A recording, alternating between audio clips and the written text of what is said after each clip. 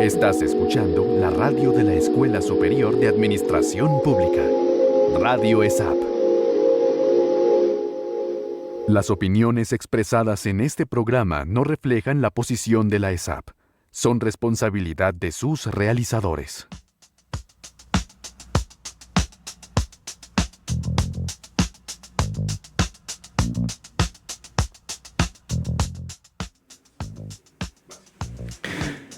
Hola a todos y todas. Continuamos con nuestro programa de Voces contra la Corrupción, Recuperando el Estado. Este es un espacio académico que se emite los miércoles a las 4 de la tarde. Y la idea es generar un debate sobre el fenómeno complejo, sistémico, transversal de la corrupción en Colombia. Y sobre todo, pues, agendar el tema sobre políticas de lucha contra la corrupción. El día de hoy tenemos como invitado a un profesor de la Universidad Nacional, el profesor Eduardo Rueda Barrera nos acompaña el día de hoy. El profesor Eduardo es profesor de la Universidad Nacional y además de eso de la Universidad Javeriana. Tiene doctorado en filosofía de la Universidad del ya lleva 2 años, ahorita me corrige, profe, como director de la cátedra Cátedra Ciudadanía, Integridad y Lucha contra la Corrupción.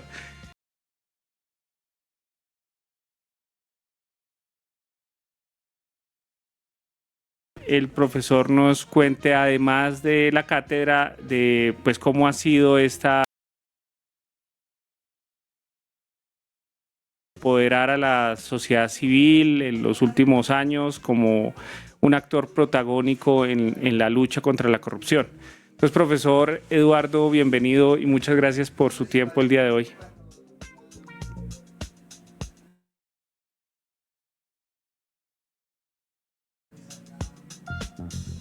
Profe, ¿está en mute?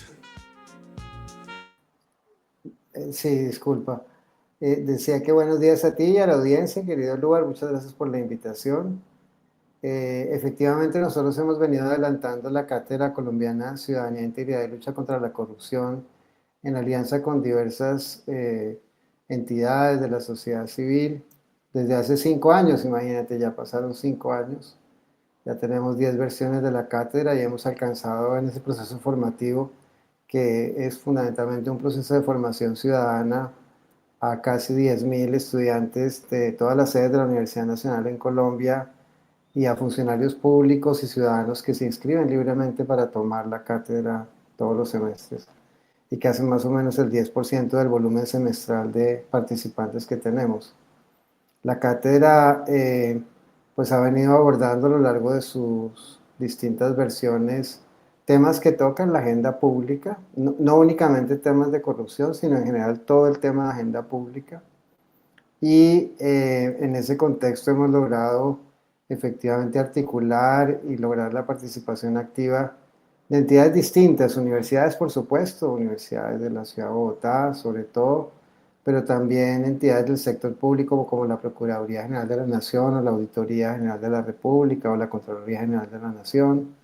Hemos también integrado a entidades del sector privado como el Instituto de Investigación y Prevención del Fraude, INIF, que financia la empresa privada, particularmente el sector asegurador, y entidades también de carácter internacional. Hemos tenido el apoyo del Instituto de Gobernanza de Basilea, por ejemplo, en Suiza, del Instituto para el Gobierno del Futuro, Future Governance en Nueva York, entre otras alianzas. La Universidad de Heidelberg también nos ha apoyado, sobre todo en los inicios, de manera muy sólida. Y gracias a estos esfuerzos hemos venido no solamente propiciando estos espacios formativos con las capacidades y destrezas analíticas que hemos querido un poco estimular en nuestros participantes, sino además productos escritos, productos didácticos, videos, etcétera, que hemos venido usando como insumo para la formación ciudadana, más allá de las fronteras institucionalizadas de la cátedra, a través de redes sociales. En fin, digamos que tenemos un trabajo, gracias a todo ese material que se ha venido produciendo, constante y creemos que con cierto nivel de penetración en el público, digamos que no se matricula, pero que hace parte de la ciudadanía. Entonces estamos pues ya en el 10º aniversario de la cátedra. A finales de este semestre se cumpliría la 10ª versión. Hoy por hoy estamos trabajando el tema de desafíos éticos contemporáneos. Por supuesto, uno de los desafíos más grandes es el desafío de la moralidad pública. El semestre entrante nos ocuparemos muy fuertemente de la agenda anticorrupción que debería asumir el nuevo gobierno. Ya estamos pues en ciernes de tener un nuevo gobierno y que creemos que lastimosamente ha quedado pendiente en el gobierno actual, al menos en el gobierno nacional y también desde luego en los gobiernos regionales. Profe, muchas gracias por esa introducción. Nosotros quisiéramos que usted nos contara inicialmente cuál es su visión de esa lucha anticorrupción en los últimos 30 años. Nuestro periodo de análisis es 1991. Creemos que hubo un cambio institucional bien interesante, que en términos democráticos hubo una apertura, que en términos de participación se trata de no solamente ahondar la democracia representativa, sino la democracia directa o mediante diferentes mecanismos. Y uno sí creería que esa apertura democrática y ese fortalecimiento de la democracia producto de la Constitución de 1991 sí termina siendo un pilar en esa lucha contra la corrupción. Pero pues nos gustaría saber su perspectiva, su visión, atendiendo pues el análisis que usted hace desde la bioética y el ejercicio que hace desde la formación de ciudadanía frente a estos temas. Sí, gracias por la pregunta, Lugar. Efectivamente, la Constitución del 91 abrió un panorama muy esperanzador para la participación ciudadana y en el marco de esa participación esperábamos también que los ciudadanos pudieran participar, valga la redundancia, efectivamente, de manera efectiva y relevante en la definición y seguimiento de agendas de inversión, la destinación del recurso público, en hacer una supervisión mucho más clara de la gestión de las entidades públicas, etcétera. Digamos que queríamos una sociedad donde la democracia directa, como tú bien decías, fuese fortalecida y la Constitución del 91 efectivamente abrió las puertas para ello. 30 años después, en el contexto de la lucha contra la corrupción, pues tenemos resultados pobres. Digamos que las redes que articulan el crimen y la corrupción se han fortalecido en general. La corrupción sistémica ha penetrado todavía más, digamos, el orden institucional del Estado, al revés de haberse, digamos, contraído, lo que creemos que hoy en día viene sucediendo, y en esto coinciden varios investigadores, tanto del país como de otras regiones que analizan la dinámica latinoamericana. Efectivamente se ha venido fortaleciendo estos acoplamientos entre crimen organizado y corrupción sistémica, e incluso bajo el orden legal, es decir, que no siempre la ley resulta ser efectiva para combatir la corrupción, desafortunadamente, a pesar de tener un orden constitucional fundado en la garantía de los derechos fundamentales. Y el esfuerzo por incrementar las penas, que en algún momento, digamos, ha ocupado el centro de la agenda, de todas maneras no ha terminado siendo efectivo para contener este fenómeno de expansión sistémica de la corrupción. Ha habido también debilidad en la voluntad política de los gobernantes para asumir una agenda fuerte de lucha contra la corrupción, a lo cual nos podemos referir más adelante en qué consistiría esa agenda. Pero creo que al final de todo tenemos unos resultados que todavía resultan muy limitados y que deberíamos intentar efectivamente superar en el corto plazo. Creo que la promesa de la democracia participativa desembocó desafortunadamente en el marco de la operación y el funcionamiento de la economía funcional de las instituciones públicas, terminó por tomar una forma que resultó siendo poco atractiva para los ciudadanos, poco eficaz para vincular las voces públicas, poco eficaz para activar veedurías que funcionaran en la práctica, poco eficaz para definir la agenda pública a partir de las voces ciudadanas. Figuras como los presupuestos participativos son, por supuesto, pasos hacia adelante, sin duda. Figuras como estos programas recientes de transparencia y ética pública que quieren hacer además vigilancia sobre cómo podrían efectivamente los recursos públicos estar o las entidades públicas participando de procesos de lavado de activos y cosas de estas, pues son pasos adelante, pero creemos que, digamos desde la cátedra y desde muchos actores que hemos venido escuchando e invitando a nuestras actividades académicas e de investigación, lo que parece ser un punto de coincidencia es que efectivamente tendríamos que hacer muchas más cosas. Entonces digamos que creemos que los pasos que se han dado en la dirección correcta son todavía, digamos, precarios, dejan mucho que desear para lo que hubiera podido hacerse en el marco de una constitución centrada en la garantía de derechos fundamentales. Entre otras cosas, por ejemplo, entender la corrupción de una manera mucho más sistémica, entenderla como un poco propone Luis Jorge Garay, como macrocorrupción, o sea, una cosa. Y en segundo lugar, además de la voluntad política, activar los mecanismos de reparación para las víctimas de la corrupción, cosa que también está pendiente. El enfoque punitivo ha sido claramente limitado para poder abordar el problema. Eso para hacer. Gracias, profesor. Nos acompaña también Diana, investigadora del grupo. No sé, Diana, si tú tienes alguna pregunta.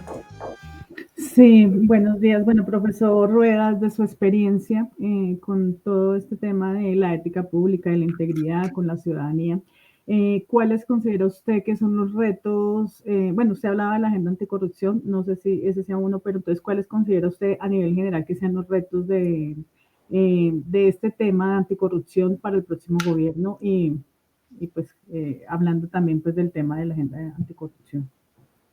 Sí, gracias Diana por tu pregunta. Sí, esto me permite un poco precisar algo que ya estaba un poco implícito en mi respuesta anterior. El primer punto es el de centrar la justicia en el marco de la lucha contra la corrupción, en la reparación de las víctimas de la corrupción. Eso digamos, tiene que ser un giro muy importante. Un giro no solamente desde el punto de vista judicial, desde el punto de vista de la activación de mecanismos para evaluar las magnitudes de daño y las magnitudes y estrategias de reparación, sino que también debe ser un elemento fundamental en la educación ciudadana sobre cuáles son los alcances de la corrupción. Creo que de alguna manera la corrupción todavía permanece invisible, permanece, a pesar de que la gente sabe que todo dice, no, es que se roba, los políticos roban, la gente roba, los funcionarios públicos, la red, etcétera, criminal. De todas maneras, los impactos reales de la corrupción permanecen para la gente invisibles. Y creo que un enfoque centrado en la justicia restaurativa, a propósito del tema de la corrupción, tendría que ser fundamental. El otro tema tiene que ver con la reforma política.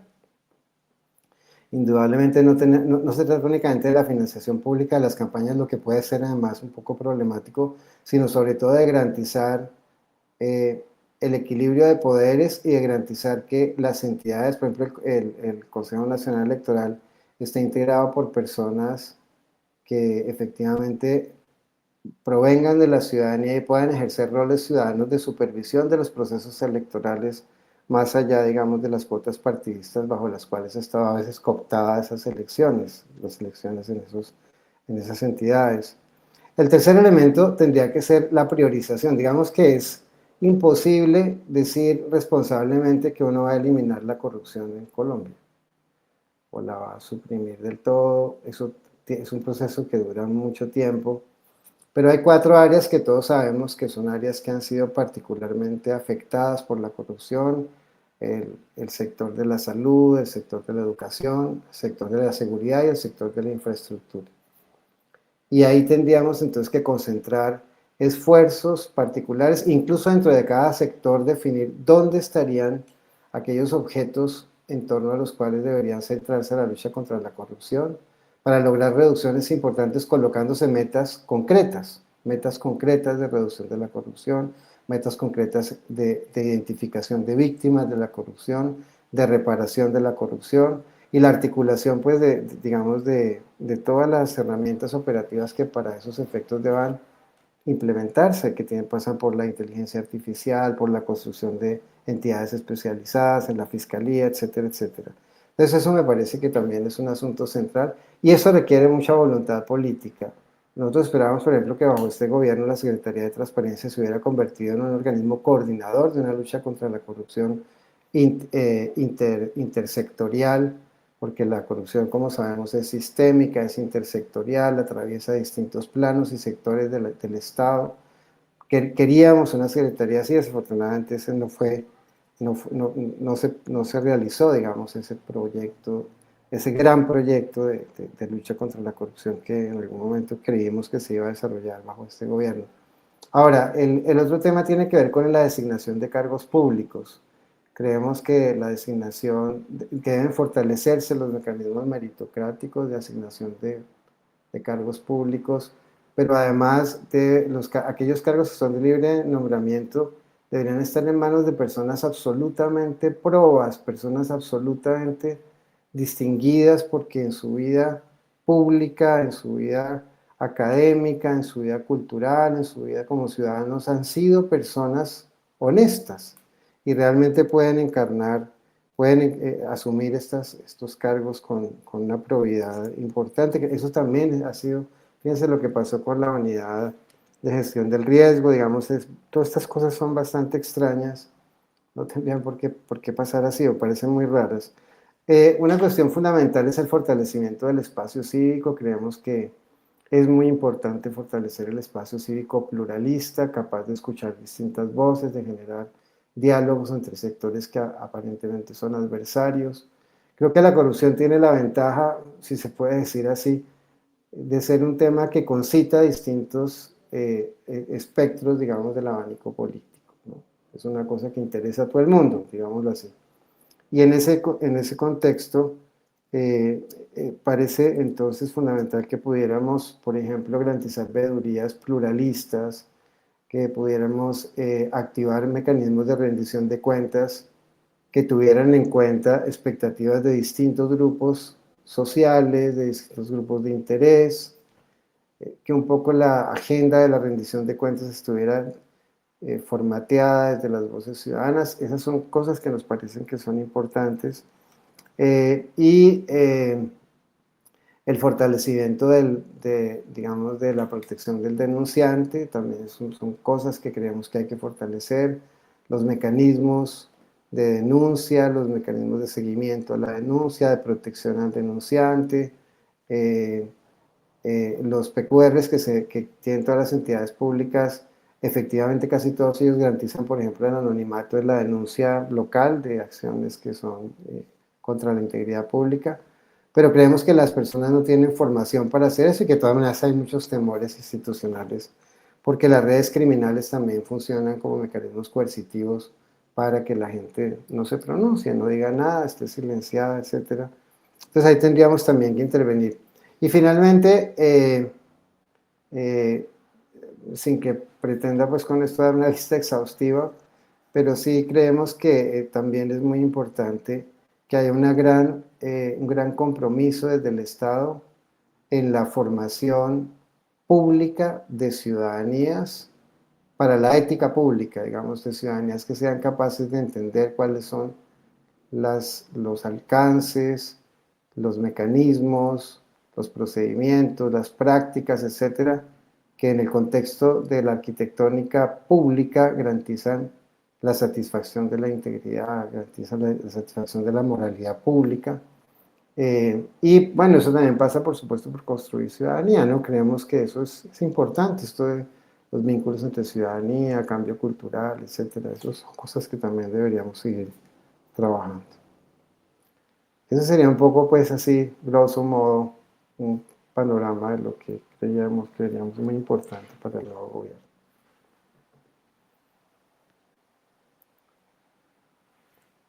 Esto es novedoso en esta lucha anticorrupción, en los planteamientos que se ha formulado desde la academia, desde la sociedad, es esto del daño social de la corrupción.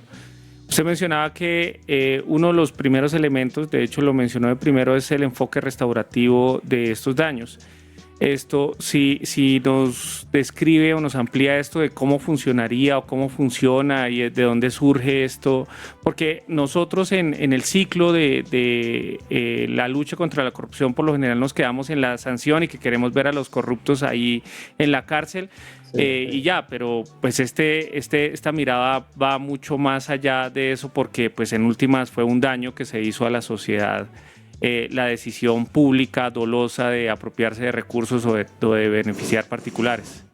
Sí, nosotros podríamos comenzar a implementar este enfoque identificando de qué manera se ha comprometido el derecho a la vida. Cuando uno ve, por ejemplo, cómo se ha afectado a través de los planes de alimentación escolar por vía de la corrupción el suministro de alimentos a los niños, cuando uno ve lo que ha pasado con estos carteles que han permitido el robo sistemático de recursos para la asignación de medicamentos a personas enfermas de todas las edades, cuando uno ve que ese tipo de cosas suceden y siguen sucediendo, pues claramente ve, por ejemplo, que el derecho a la vida está comprometido, digamos que hay una afectación profunda de derechos fundamentales, derecho a la salud, y así, por ejemplo, los temas de saneamiento básico.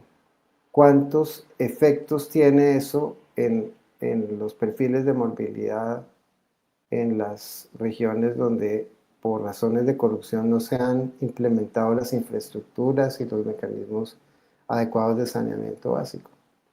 Entonces, a partir de un poco, digamos, de una lectura muy elemental de este tipo, uno podría entonces ver quiénes han sido y cuántos han sido las comunidades dañadas. Uno podría, digamos, establecer en qué medida esto ha aumentado los porcentajes los potenciales de daño.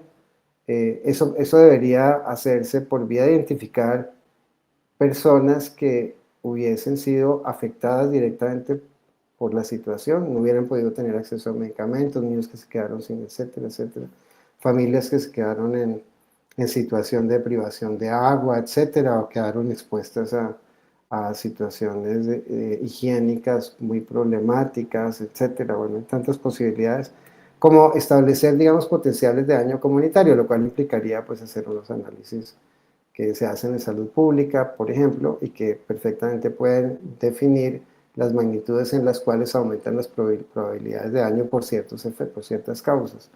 Bueno, digamos que a partir de distintos enfoques uno podría tratar entonces de hacer un estimativo de las magnitudes de daño asociadas a prácticas de corrupción. Y sobre esa base, pues, definir comunidades, grupos. Hay grupos más vulnerables, por ejemplo, en el estudio que hizo Transparencia por Colombia, claramente las niñas y adolescentes mujeres y los menores de 5 años son grupos que resultan más afectados en sus derechos y pues más vulnerables, más invisibles, porque estos chiquitos pues que muy a menudo no tienen canales a través de los cuales pues, se conozcan sus dramas. Entonces debería haber una institucionalidad pública que efectivamente se ocupe de identificar, de ver, de seguir, de hacer visibles y de medir estos daños posibles. Y sobre esa base, entonces, establecer cuáles son las responsabilidades de reparación que tendría el Estado y los responsables de los hechos de corrupción. Muchas veces se combinan las responsabilidades por negligencia o inacción de parte del Estado, por un lado, o porque son agentes del Estado los que también están. En esta red están vinculados funcionarios públicos, organizaciones de crimen organizado, políticos regionales, entidades privadas. No, son redes complejas. Entonces, digamos que se requiere investigación clara para ver cuáles son los actores que están vinculados a esas operaciones. Y entonces tratar, como se hace, por ejemplo, con sociedad de activos especiales, de ver de qué manera se incautan bienes, etcétera, para la reparación de las víctimas. Ahora, la reparación debe tomar dos formas. Puede ser, digamos, reparación directa por vía de indemnizaciones, algo así, pero eso sería, por supuesto, bastante limitado. pero sobre todo se trata efectivamente de asignar entonces los recursos del Estado a aquellas zonas que prioritariamente se hubieran visto afectadas por la corrupción y destinar esos recursos para atender, digamos, infraestructuras o programas de salud o temas de alimentación o temas de seguridad que fueran cruciales para esas comunidades, dándoles toda la prioridad y así el seguimiento de que efectivamente esas cosas se cumplan. De manera que, como tú decías en la introducción del programa LUAR, esto implicaría una acción conjunta del Estado, ¿no? Una acción conjunta del Estado, porque son varios sectores los involucrados, etcétera, en un proceso de reparación. Pero eso se podría efectivamente hacer. Eso hay que construirle una institucionalidad, construirle unas herramientas, construirle, digamos, capacidades de gestión, integrar a las comunidades que son afectadas a estos procesos de definición, tanto de problemas como de soluciones, y activar esas soluciones en los territorios vía asignación presupuestal, además de todas las responsabilidades que deban jugar en esto quienes causaron estos hechos de daño. Bueno, profesor, ya se nos acabó el tiempo. Le agradecemos mucho su participación, su disposición en este espacio. Y pues esperemos que en este momento de agendamiento de este problema se escuchen y se formulen este tipo de instrumentos, mecanismos que de verdad son bien interesantes y que también son construidos desde la academia, desde la sociedad civil. Creo que eso es un punto bien importante. Le agradecemos mucho su participación, profesor Eduardo. A ti, Lugar, muchas gracias a ti y a Diana, muy queridos por la invitación. Gracias. Y aprovecho el cierre del programa para invitar a la audiencia que siga la Cátedra Colombiana Ciudadanía, Integridad y Lucha contra la Corrupción. Nuestra página web es www.catedraanticorrupción.unal.co y ven, ahí pueden encontrar información de nuestros programas. Los programas son gratuitos de formación y queríamos siempre tener muchos ciudadanos en nuestros proyectos de formación. Muchas gracias. Muchas gracias. Gracias a usted, profe. Gracias.